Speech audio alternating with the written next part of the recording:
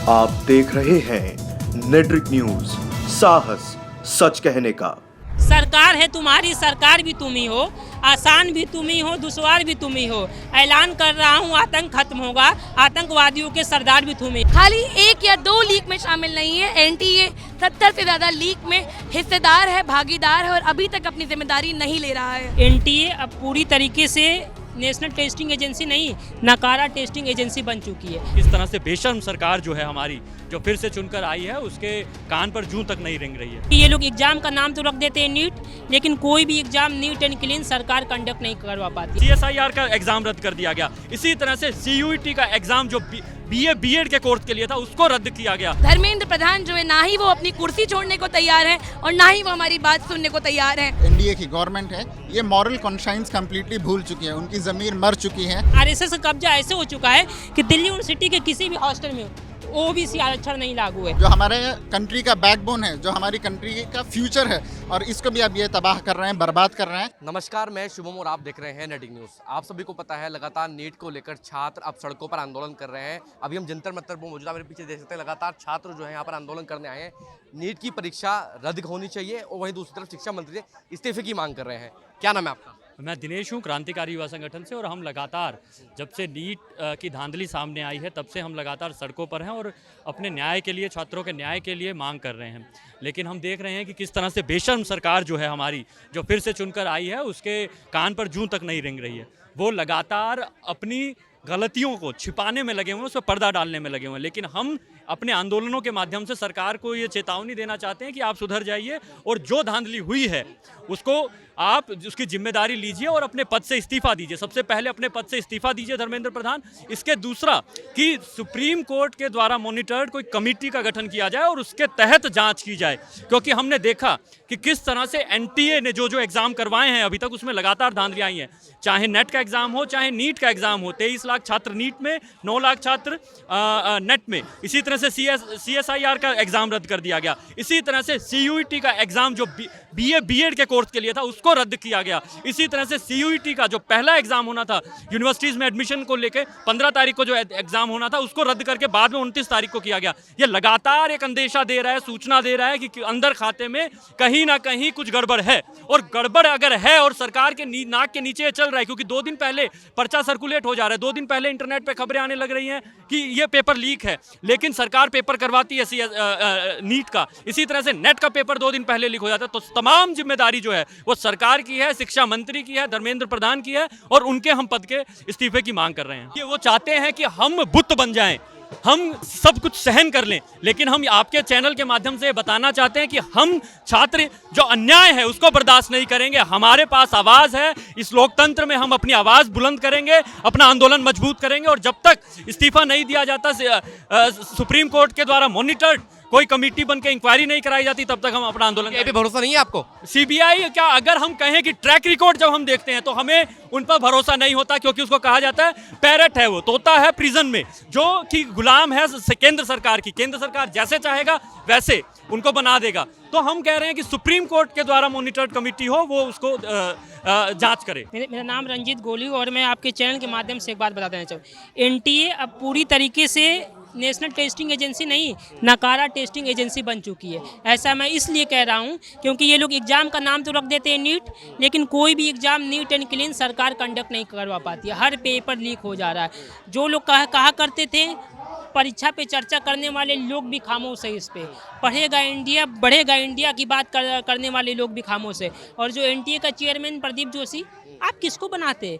RSS के cadre के कार्यकर्ता को आप चेयरमैन बनाएंगे एनटीए का, तो उससे क्या उम्मीद की जा सकती है? सिस्टम पर भी RSS का हथकंडा हो गया क्या? बिल्कुल पूरा, बिल्कुल पूरी तरीके से हो चुका। आप दिल्ली यूनिवर्सिटी चले जाइए, दिल्ली यूनिवर्सिटी में योग होता है दिवस। योग दिवस में तमाम बड़े बड़े प्रोफेसर, वाइस चांसलर आपको नहीं दिखते।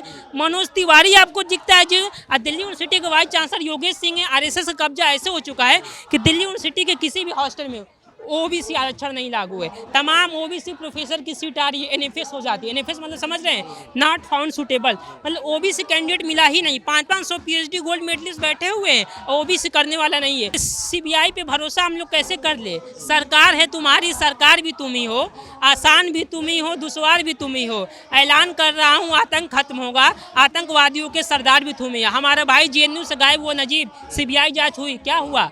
अखलाक को मारा गया, क्या हुआ? देखिए ये सरकार की आंखों का पानी सूख चुका है। सरकार की मंशा ये है कि अगर ये पढ़ लिख जाएंगे तो नौकरी मांगेंगे, आरक्षण मांगेंगे, संविधान की बात करेंगे, तो फिर मंदिर में की बात कौन करेगा? हमारी धर्म की बात ही नहीं चलेगी। जो हम नफरत की बात कर रहे हैं, हिंदू मुस्लिम को लड़ाने की बात कर रहे हैं, हिंदू राष्ट्र की बात कर रहे हैं, ये तो कोई सरकार चाहती है कि ये लोग जाहिल रहे, ना पढ़े और ऐसे ही सब चलता रहे। आपने नीट का एग्जाम दिया था? जी। कितने नंबर आए थे आपके? मेरे 640 640 नंबर आए थे। या बिहार में अभी गई है सीबीआई जांच करने। तो जो संजीव मुखिया है, तो बिहार में सीबीआई पे अटैक हुआ है। जो संजीव मुखिया के साथ किसके फोटो वायरल हुए? कभी नीतीश कुमार के साथ, कभी चिराग पासवान के साथ। इसीलिए सरकार खामोश है।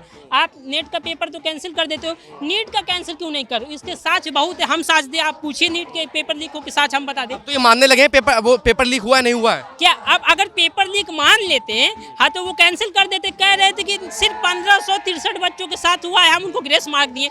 ग्रेस मार्क कब मिलता है? ऑनलाइन एग्जाम में। ऑफलाइन एग्जाम में ग्रेस मार्क तो मिलता नहीं है। और ग्रेस मार्क किसी को 80, किसी को 120। उसमें भी ये गारंटी क्या है कि उन्हीं बच्चों को ग्रेस मार्क दिया गया है? वही तो मैं कह रहा हूँ कि अगले बार 640 पे जो रैंक 10,000 बनती थी, इस बार 38,000 बनने लगी। एक साल में लड़का इतना इंटेलेक्चुअल हो गया। आपने ग्रेस मार्क, इस पे संदेह ऐसे होता है कि नीट का आने वाला था रिजल्ट 14 जून को। 4 जून को आपने क्यों किया डिक्लेयर? क्योंकि 4 जून को लोकसभा के चुनाव के आने वाले थे रिजल्ट। तो संदेह तो ऐसे ही पैदा हो जाता है। तमाम छोटे छोटे एग्जाम में होते हैं, उनकी कोई आवाज़ नहीं बनता है। वो इतने उनके पास सक्षम नहीं है कि दिल्ली जंतर मंतर प्रोटेस्ट कर पाए। हाँ, ये लोग यूपी में यूपीएसआई कराएं, उत्तर प्रदेश पुलिस का लीक कराएं, आरओ का कराएं, एआरओ का कराएं, बैंक का कराएं, लेखपाल का कराएं, किसका नहीं कराएं? छात्रों का काम भविष्य देखते हैं कुछ आने वाले समय में। देखिए, आने वाले समय में हम लोग तो आईना दिखाएंगे। अगर आने वाले समय में, मैं नहीं लगता कि धर्मेंद्र प्रधान को इस्तीफा दे देना चाहिए। और मुझे नहीं ये लगता है कि सरकार बहुत दिनों तक नहीं टिकेगी। जिस तरीके से छात्रों में आक्रोश है, नौजवानों में आक्रोश है, युवाओं में आक्रोश है, किसानों में आक्रोश है, ये सरकार 5 साल तो कहिए, 2 साल भी नहीं चले। अगले साल बिहार में चुनाव है। बिहार में चुनाव जदयू नीतीश कुमार जीत जाएंगे, 7 इनका छोड़ के चले जाएंगे। क्योंकि ऐसे संविधान विरोधी ताकतों के साथ कौन रहेगा? बिहार में आपने 65% आरक्षण को कैंसिल कर दिया। मोदी जी मंचों से कहते हैं कि हम अपने SC/ST भाइयों के साथ अन्याय नहीं होने देंगे, उनका आरक्षण खा लिए। अगर आपकी मांगे नहीं मानी गई, नीट परीक्षा रद्द नहीं की गई है, तो क्या करेंगे फिर आप लोग? आगे क्या स्टेप होगा? आगे का हमारा ये स्टैंड होगा कि हम लोग का तमाम छात्रों का जो प्रतिनिधि मंडल है, एक तो राहुल गांधी से मिला, अब इसके बाद तमाम अपोजिशन के लीडर से मिला जाएगा और धर्मेंद्र प्रधान से हमारी मुलाकात होगी और कहा जाएगा कि कैंसिल करो या लड़ाई आर पार की होगी। जहाँ तक मुझे लगता है, जो हमारे शिक्षा मंत्री हैं एंड जो एनडीए की गवर्नमेंट है, ये मॉरल कॉन्शियंस कम्प्लीटली भूल चुकी है। उनकी ज़मीर मर चुकी है। वो बस एक सिलेक्टेड क्लास के लिए काम करना चाहते हैं। एंड जो समाज के बिचले तबके हैं, जो मार्जिनलाइज कम्युनिटी हैं, वो लोग भी चाहते हैं कि इस समाज में उठ कर आएँ। भले वो गरीबी से आए हैं, लेकिन वो चाहते हैं कि उनको फ्री एजुकेशन और इक्वल एजुकेशन मिले। लेकिन जो हमारे एजुकेशन मिनिस्टर हैं, ये चाहते हैं कि बस एक सिलेक्टेड क्लास ही रिफाइन होके, फिल्टर होके, जो MBBS के सीट्स हैं वो उन्हीं को दिया जाए। एंड जो पिछला तबका है उनको गरीब से गरीब तर ही बनाया जाए। ये हमारे इकोनॉमिक पॉलिसीज भी रहे कि अमीर को अमीर बनाया जाए एंड गरीब को गरीब बनाया जाए, गरीब को गरीब बनाया जाए। और यही चीज़ आप एजुकेशन में भी लेकर आ रहे हैं, जो हमारे कंट्री का बैकबोन है, जो हमारी कंट्री का फ्यूचर है, और इसको भी अब ये तबाह कर रहे हैं, बर्बाद कर रहे हैं। एंड आने वाले सर्कमस्टेंसेस, आने वाले प्रिकॉशंस इसकी वजह से बहुत बुरा होने वाले हैं कंट्री के हाल। FIR लॉन्च हुए हैं, एक क्लीन डॉक्यूमेंटेड आपके पास मवाद मौजूद है, कंटेंट अवेलेबल हैं कि पेपर लीक्स हुए हैं। लेकिन हमारे शिक्षा मंत्री उसको एग्री करने से इनकार कर रहे हैं। पहले तो उन्होंने इस पर भी इग्नोर किया, इस पर भी जवाब नहीं दिया कि देयर वर सम प्रॉब्लम्स। हाँ, पेपर लीक पर वो मान ही नहीं रहे हैं। तो जहाँ तक बात आती है, जो एजुकेशन सिस्टम में मोरालिटी और जो ज़मीर है, इस पर हम फोकस नहीं किए, जिसकी वजह से हमारे नेता ये सब, इनकी ज़मीन मर चुकी है। ये बस पैसे के लिए काम करना चाहते हैं, अपने मटेरियल्स गेन्स के लिए काम करना चाहते हैं, जिसकी वजह से ये सब प्रॉब्लम्स क्रिएट हो रहे हैं। आप स्टूडेंट के हितों की लड़ाई लड़ते हैं। जब आप तमाम स्टूडेंट से बात करते होंगे नीट के पेपर के बाद, क्या कुछ बच्चों का मोरल भी डाउन हुआ है? बिल्कुल, बच्चों का मॉरल डाउन हुआ है, उनका मेंटल हेल्थ पर इफेक्ट हुआ है। चूँकि इस एग्ज़ाम के लिए बच्चे पूरा 2-3 साल लगातार मेहनत करते हैं। कई बच्चे दिन रात 14, 15, 16 घंटे पढ़ाई करते हैं, बस इस उम्मीद के साथ कि मैं चल के नीट क्रैक करूँगा, मैं आगे चल के एक बड़ा डॉक्टर बनूँगा और मेरे ख़ानदान का नाम, मेरे घर वालों का नाम, जो सब उम्मीदें लेकर बैठे हैं, उनका नाम मैं रोशन करूँगा। बट जहाँ ऐसे केसेस होते हैं जब बच्चा अच्छा स्कोर करता है, उसके बावजूद चीटिंग और ग्रेस मार्क्स और ऐसी चीज़ों की वजह से उसको सीट नहीं मिलती हैं, इससे बच्चों का मॉरल डाउन होता है, इससे वो डिप्रेशन और एंग्जाइटी ये सब चीज़ों में मुब्तला होते हैं, उसका शिकार होते हैं। एंड नो डाउट WHO का कोविड के बाद से डिप्रेशन हमारे यंगस्टर्स में, यंगर जनरेशन में बहुत बड़ा है। एंड ऐसे घटनाओं की वजह से और आगे चल के बढ़ने वाला है, जो हमारा यंगर जनरेशन को तबाह करेगा और हमारा फ्यूचर को बर्बाद करेगा। मेरा नाम मांडवी है, मैं PhD स्टूडेंट हूँ और क्रांतिकारी युवा संगठन की सदस्य भी हूँ। क्रांतिकारी युवा संगठन अभी लास्ट टाइम भी जहाँ प्रोटेस्ट चला, आप लोगों को बस में भर कर ले गए थे, तो आज भी कुछ पुलिस की व्यवस्था कर रखी है बस में ले जाने की? देखिए, आज ये विरोध प्रदर्शन नहीं है, एक प्रोटेस्ट मीटिंग है, जिसमें हम लोगों ने खास तौर पे जंतर मंतर पे इसको किया है कि ये तो हमारी डेजिग्नेटेड प्रोटेस्ट साइट है, यहाँ तो हमको अधिकार से ये लोग प्रदर्शन करने भी देते हैं, तो यहाँ पर हमें एक स्पेस मिलेगा जहाँ पर हम अपनी बात कर पाएंगे। ये पार्लियामेंट स्ट्रीट है और संसद में अभी सत्र चल रहा है, कल ही से संसद का सत्र शुरू हुआ है, तो हम चाहते हैं कि संसद तक हमारी बात पहुंचे, इस प्रोटेस्ट मीटिंग से हमारी बात पहुंचे, क्योंकि धर्मेंद्र प्रधान जो है ना ही वो अपनी कुर्सी छोड़ने को तैयार हैं और ना ही वो हमारी बात सुनने को तैयार हैं। तो इसीलिए ये एक और तरीका है कि जो छात्र संसद है, जो यहाँ से चीज़ें पारित हों, वो संसद तक जाएं। ये हमें अभी पता चला है कि नीट के पेपर लीक के बाद NTA की बड़ी धांधलियाँ और सामने आने लग गई हैं। हमें पता चला है कि 7 सालों में 70 से ज़्यादा पेपर लीक हुए, और ये अच्छी बात है कि नीट जैसे बड़े अव्वल दर्जे के एग्ज़ाम, जो सबसे ज़्यादा कॉम्पिटिटिव एग्ज़ाम है हमारे देश का, उस एग्ज़ाम के लीक के कारण कम से कम जो छोटे एग्ज़ाम्स हैं, जिसको ज़्यादा मीडिया भी अटेंशन नहीं देती, कम से कम खबरों में आए हैं, और पता चला है कि NTA खाली 1 या 2 लीक में शामिल नहीं है, NTA 70 से ज़्यादा लीक में हिस्सेदार है, भागीदार है, और अभी तक अपनी जिम्मेदारी नहीं ले रहा है। टॉप 1% होता है, उन्हीं को सीटें मिल पाती हैं अच्छे सरकारी स्कूलों में, सरकारी कॉलेजेस में, और सरकारी कॉलेजेस में जो सीट पा रहे हैं सिर्फ वही हैं जो कम पैसा देके फिर भी मेडिकल का एजुकेशन ले पाएँ, डॉक्टरी की पढ़ाई कर पाएँ, क्योंकि प्राइवेट मेडिकल कॉलेज जो हैं वो बहुत महंगे हैं। जो हाशिए से आने वाला छात्र है, शायद वो नीट में ले भी आए कोई अच्छी रैंक, पर अगर उसको सरकारी नहीं मिला है कोई कॉलेज, तो प्राइवेट कॉलेज की हैसियत रखना उसके लिए नहीं हो पाता है पॉसिबल। हमारे देश में चरमराती स्वास्थ्य व्यवस्था है, हमें कोविड में देखने को मिलता है कि स्वास्थ्य व्यवस्था बहुत ख़राब है, पर उसके बावजूद सीटें बढ़ाने की बात कोई नहीं करता है। ऐसा लगता है कि मानो डॉक्टर बनने का सपना जो है वो सिर्फ एक अभिजात वर्ग से आने वाला छात्र है वो देख सकता है, मिडिल क्लास या अपर मिडिल क्लास से आने वाला छात्र देख सकता है। गरीब परिवारों से आने वाला छात्र ना ही कोचिंग का पैसा दे सकता है और ना ही किसी प्राइवेट कॉलेज का जो उसको मिल जाए।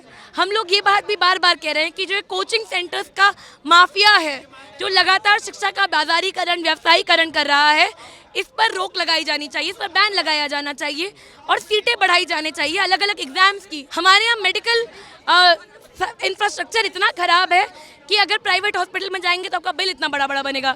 नए सरकारी अस्पताल बना जाए, उसमें नए सरकारी कॉलेजेस खोले जाएं और वहाँ पे छात्रों को ट्रेनिंग दी जाए। क्या हमारे देश में डॉक्टरों की ज़रूरत ख़त्म हो चुकी है? जब कोविड होता है तो हमारे यहाँ TB जो एक बड़ी बीमारी है हमारे देश की, जिससे 10-10 लाख लोग मर जाते हैं, जो कोविड है उसमें लाखों लोग मर जाते हैं और हमारे पास 800 से 8000 की संख्या के बीच ही पल्मोनरी डॉक्टर्स मौजूद। CBI पर भरोसा है?